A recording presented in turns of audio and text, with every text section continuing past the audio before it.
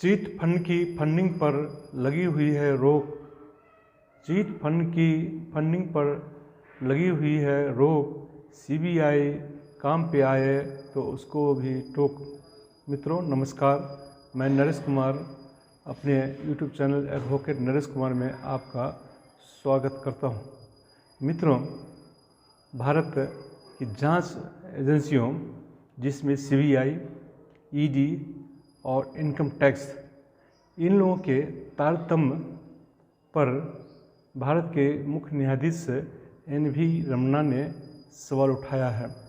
उन्होंने कहा कि अब तक इन एजेंसियों को संवैधानिक अधिकार नहीं दिए गए हैं, जिसके कारण समय समय पर समस्याएं होती है। मुख्य न्यायाधीश कल सीबीआई द्वारा आयोजित एक समारोह में बोल रहे थे। विषय था लोकतंत्र व जांच एजेंसियों की भूमिका और उत्तरदायित्व पर। उन्होंने कहा कि इन जांच एजेंसियों को एक छतरी के नीचे लाया जाएगा तो इनमें तारतम्य बैठेगा। कभी कभी होता यह है कि कभी एक एजेंसी कुछ जांच करती है तो दूसरी एजेंसी कुछ करती है, जिसके कारण जो अपराधी या आरोपी होते हैं वो न्याय पद्धति से फ़ायदा उठा लेते हैं, जिसके कारण इनके निष्क्रियता पर भी सवाल उठता है कि आखिर जांच एजेंसी करती क्या है।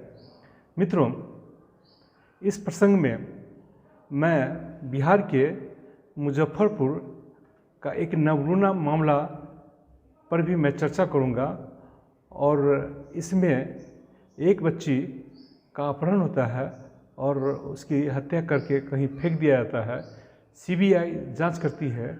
आपको आश्चर्य होगा कि इसमें कई गिरफ्तार भी हुए, छूटे भी, और आज भी मामला जस का तस पड़ा हुआ है और सीबीआई कुछ नहीं कर पाई। मित्रों, सीबीआई पर सवाल उठाते हुए मुख्य न्यायाधीश ने कहा कि इस तरह की जांच एजेंसियों को पुलिस की तरह संवैधानिक संरक्षण मिलना चाहिए और इन्हें स्वतंत्र संस्था के दायरे में लाने की ज़रूरत है। उन्होंने कहा कि सीबीआई को भी अपनी विश्वसनीयता बनाए रखने के लिए काम करना होगा, चूँकि इनके निष्क्रियता पर बार बार सवाल उठ रहे हैं और जिसके कारण संदेह उत्पन्न होता है। हालांकि सीबीआई जैसी एजेंसी भी कहती है कि सरकार बदलने से उनके जांच पर भी प्रभाव पड़ता है। उनका कहना यह है कि सीबीआई या अन्य जांच एजेंसियां अस्थायी है।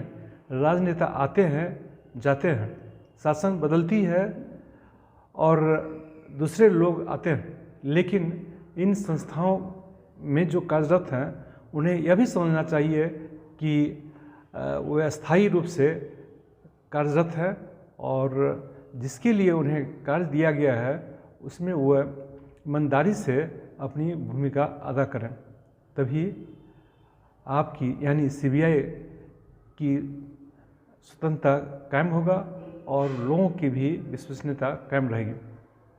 मित्रों, मुख्य न्यायाधीश का यह सुझाव काफ़ी महत्वपूर्ण है। सरकार को भी चाहिए कि मुख्य न्यायाधीश की जो बात उन्होंने कहा है उस पर अमल करने की और इन एजेंसियों को स्वतंत्र रखा जाए और उन्हें संवैधानिक संरक्षण भी मिले। उम्मीद है यह वीडियो आपको पसंद आई होगी, तो इसे लाइक करना, शेयर करना, कमेंट करना और इंस्टाग्राम पर है तो फॉलो करना नहीं भूलेंगे। जय हिंद, जय भारत।